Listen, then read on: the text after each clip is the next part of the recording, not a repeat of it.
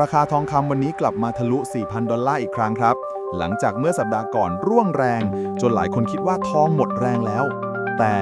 แรงซื้อกลับเข้ามาชัดก่อนการประชุมธนาคารกลางสหรัฐหรือเฟดในสัปดาห์นี้ นักลงทุนเริ่มคาดว่าเฟดอาจส่งสัญญาณลดดอกเบี้ยเร็วกว่าที่คาดทำให้ทองกลับมาน่าสนใจในฐานะสินทรัพย์ปลอดภัยอีกครั้งครับ